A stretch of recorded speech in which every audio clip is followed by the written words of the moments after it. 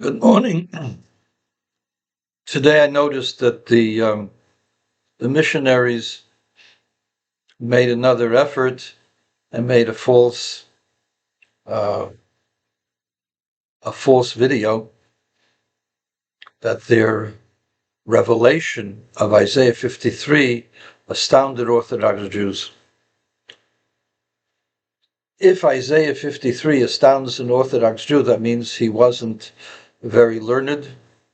I know that in the yeshivas they don't teach Tanakh, but in the olden generation, Tanakh was something that was studied. The Tanakh means Torah, Nevi'im, Iksuvim. The 5 books of Moses is the main thing, the prophets, and then the writings, which include the Tehillim, the Psalms, the book of Ruth, Esther, the book of Job, Ezra, Nehemiah, and so on and so forth, the Canticles, Shir Hashirim. The book of Isaiah, first of all, first part seems to be negative, the second part is positive. And the second part is consoling and sees visions of redemption, despite there being pain and suffering. And the vision of the suffering servant that is found in Isaiah 53, Christians take for themselves. So I want to say emphatically, without any question, that it wasn't hesus Christus. His name was Yeshua, by the way. His name does not appear in any of the scriptures, in any of the prophecies. The fact that there is a description of a suffering servant, so there are 2 different themes that recur in the commentaries, that the suffering servant actually refers to the Jewish people, and the Jewish people bore the pain and the suffering for the rest of the world. The next theme that this goes on the servant who is the Messiah, and that the Messiah, who is reincarnated in several generations, several incarnations of the Messiah, is abused, is injured, maimed. And it's a description of how the Messiah cannot respond. He doesn't respond because he cannot respond. Or he takes his pain stoically and does not complain to God. Jesus complained to God. Don't tell me he didn't. It says in the Gospels that he said, my God, why hast thou forsaken me? That's the Psalms, in Psalm 23. Of course, the author of the Gospels was an Amoritz, an ignoramus, didn't know that the Psalm said, Keli, Keli, Loma, Azaftani, my God, why hast thou forsaken me? And changed forsaken me for Zavachtoni, which is, he sacrificed me, slaughtered me. And again, Zavachtoni, slaughtering me, means by the sword. Lizboach, sacrifice. The word zvicha means by shchita, by cutting the neck. Jesus was not killed by cutting the neck. He was supposedly put on a cross and left to die on the cross.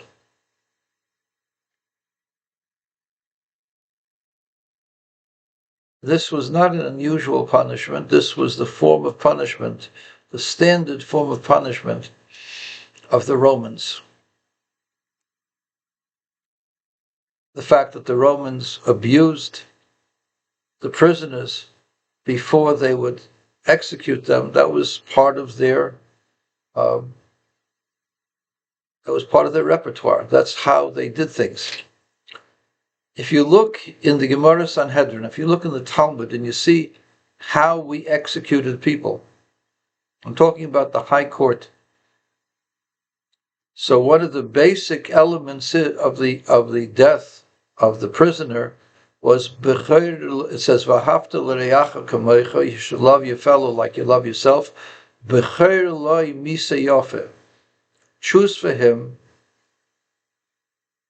a pleasant way to die. Don't punish him excessively. He's going to die. So you don't embarrass him. You don't give him additional pain. It's enough that he's going to die. That pain is enough. So the whole business with the crown of thorns, the whole business that they were abusing him, insulting, whatever. He was being abused while he was being led out to the cross, has nothing to do with the Jewish jurisprudence. This was not obviously a Jewish court. It was a Roman court. It was Pontius Pilate's court, and that's how they behaved.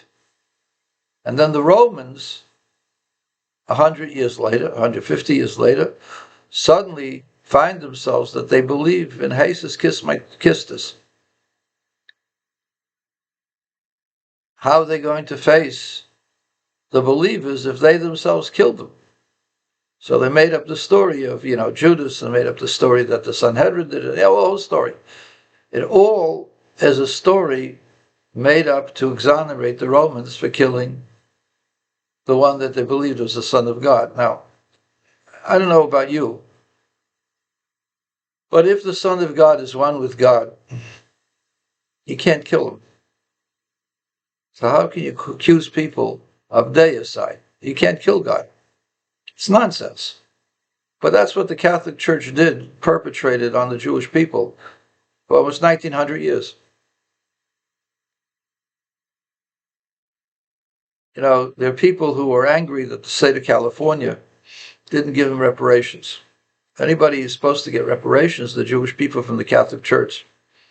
Oh, but you Jews got reparations. From what? From the German companies who used hundreds of thousands of workers in the most horrific conditions.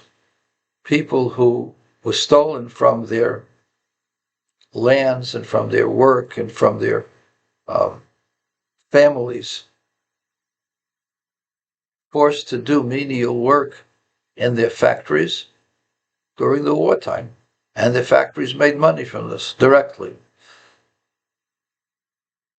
And these companies abused them and caused them illnesses, beatings, diseases, hunger, the worst kind. And only a few survivors survived. Reparations are given to the survivors, not to the dead people. Number one. Number two, these were the actual people who were abused. It is now over 160 years since the Emancipation Proclamation.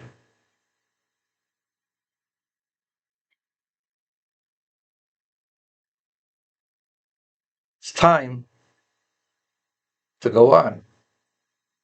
That's a different story. We go to Christianity. Christianity foists this fable upon us. Jesus was not slaughtered. He did not say Zabachtoni because he was put on a cross, because the cross was not Zevicha. He said, "Why, O God, have you forsaken me?" And I want you to understand that there were many Jewish people who were murdered by the Romans at that time, before and after Jesus, the most famous of which was the son of a convert called Akiva ben Yosef, Rabbi Akiva. And the Romans decided to punish him by tearing his flesh with iron combs. Why did they engage in this type of horrific punishment? Because years earlier, Tyrannus Rufus, the governor general of Judea,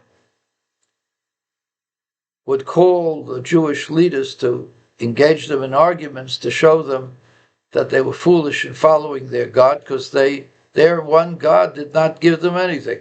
Romans got everything. They got the whole power. One of the rabbis who had to defend the Jewish people and their ideology was Rabbi Akiva ben Yosef. And Rabbi Akiva ran rings around Tyrannus Rufus, despite the fact that he was a governor general, despite the fact that Jews suffered under the Romans. Rabbi Akiva did not flail about, did not lose his mind, or was impressed by the power and the grandeur of Rome and its extensive empire. And Rabbi Akiva made Tyrannus Rufus look foolish. In his frustration, he would talk about it at night, even in his sleep. His wife found out that he was having conniptions from this Jew, Akiva. She decided she was going to fix the Jew. The governor general, his residence was in Caesarea. To get to Caesarea, you had to go over a moat on a bridge. So one soldier at one edge of the bridge opened the gate for you. Second soldier at the other edge of the bridge had to open up the doors to the palace for you. That next day, at the other end of the bridge, wasn't a soldier, it was a woman in a toga. And in a flash, as Rabbi Akiva ben Yosef came toward the door, she revealed herself. It's a very famous story. So it says, Rabbi Akiva rock, he spat, bocha, he cried, v'tzochak, and he laughed. In those orders. But he didn't do anything to approach the bare woman. So she said to him, I've never seen a man react that way to me. What did you just do? So he says, I spat because I know you're a married woman, and that the conduct of that kind of conduct is contrary to even your standards, contrary to the standards of God universally. For adultery is a sin even for a Gentile. I cried because your beauty would wind up in the dust and rotting just like any other putrid flesh. So I cried for you. Because of your sins, you were going to die and wind up in the grave. And then I laughed because I saw that in the future you would do tshuva, you would change. She had never, ever experienced a man like this Akiva ben Yosef. And she decided she would study his religion and saw that it was far superior to the Greeks or the Romans or any other religion of the time. And she converted quietly and ran away. Years later, when Rabbi Akiva ben Yosef was older and his wife had died, and he was infirm and needed someone to care for him, she volunteered to marry him and care for him. The very woman who was the wife of Tyrannus Rufus volunteered to care for an elderly sage in his 90s, maybe over 100. And the last part of his life, the woman that had revealed herself became his wife. And the rabbis say that this he saw, he didn't tell her this, but he saw Baruch HaKodesh, that she would marry him.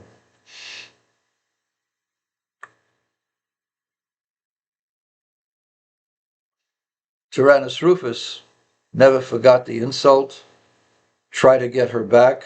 She refused. After marrying a man of the caliber of Rabbi Akiva, she would never go back to a killer, to a low-life, depraved individual. He says, I'll convert. He says, you would only convert. Conversion wouldn't be worth anything. And as a result of that, he took revenge on Rabbi Akiva. Rabbi Akiva ben Yosef, his flesh was torn by iron combs. He was wearing tefillin at that time, and he was saying the Shema. And the student says, how can you stoically accept these pains? These pains are horrific. How can you stand there just like that? He says, all of my life, I've been waiting for this moment to give my life to God. Finally, when they reached his head, there was nothing more to give. He said the Shema, and he died in the Shema. And a voice of heaven was heard. Fortunate are you, Rabbi Akiva ben Yosef. Your body has been purified with all forms of purifications. So Rabbi Akiva died a much more painful death. Hesus' death was painful. Any death is painful. Death by the crucifixion was very painful. But Rabbi Akiva's death was more painful. And Rabbi Akiva did not say, my God, why hast thou forsaken me?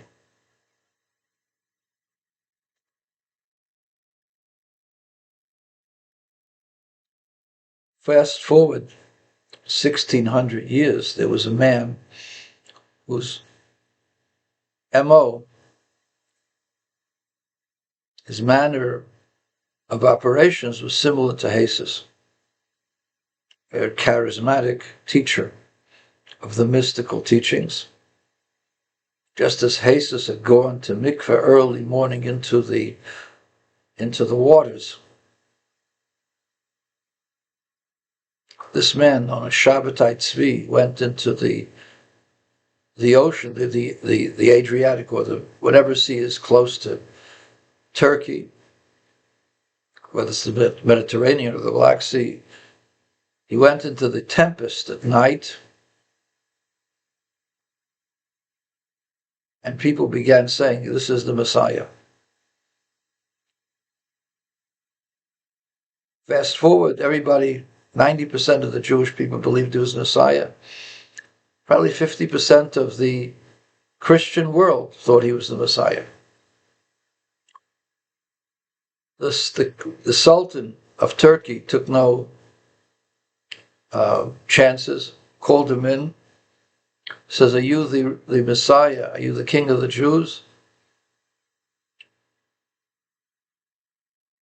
And if he said yes or no, he says, listen, either you accept Islam, or you're going to wind up a head shorter, and not just you, your wives, your children, your friends, your students, they will all be chopped to pieces by the swords of my men.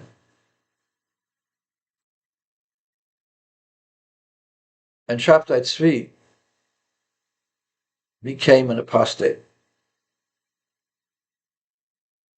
Hesus did not become an apostate. Hesus remained a Jew in his mind till the very last moment. Hesus did not create a new religion. That was the doing of Paul and those who followed Paul. Hesus' teachings were the teachings of the Essenes and the Sadducees, who opposed the oral law. That's who Hesus was. Hesus was a Jew who did not believe in the oral law. A lot of Jews believed that way, especially those who were from the priesthood or those who had power and didn't want to lose their power, so it was easier for them to be Sadducees and not be so religious and curry favor from the Romans. At any rate, Hesus was an Essene. He was a pious Sadducee, at Sadduki. hesus died on the cross, but he complained to God. He wasn't silent. Sorry, it doesn't qualify. And he complained to God. I'd complain to God too, don't get me wrong. But I'm not the Messiah, not close.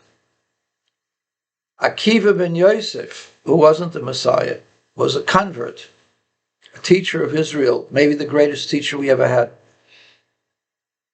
Akiva ben Yosef didn't complain to God. He said, Shema Yisrael, there is no other God, but the Lord, Hashem Echad, and died in that awareness of the unity of God.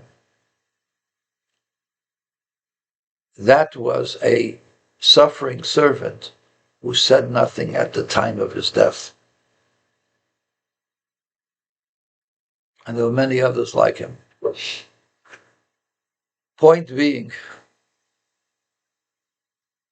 Isaiah 53 is not about hesus. Hesus is not the Messiah, never was the Messiah, never did anything that the Messiah is supposed to do. The fact that there are a lot of Gentiles who believe in him as the Messiah, let him come down and become the Messiah. Obviously, he hasn't come down yet. And the reason he hasn't come down is because he never was and never will be the Messiah. I say this very clearly. He never was, never will be. But you, Lubavitchers, they told me, you believe that the Rebbe is the Messiah. I don't know if the Rebbe is the Messiah. Can the Rebbe be Messiah? Yes, the Rebbe can be Messiah. Because the Yerushalmi says King David is the Messiah. If King David, who was dead 1,100 years by the time they said this, in the 4th century, if King David could be the Messiah, then the Rebbe could be the Messiah. But I don't know what the Messiah is. I'll be honest with you, I don't care as long as Messiah comes. But it ain't hesus kistus. He never was, nor will he ever will be. Nor was he the suffering servant. And don't tell me you know Isaiah 53, I know it better than you.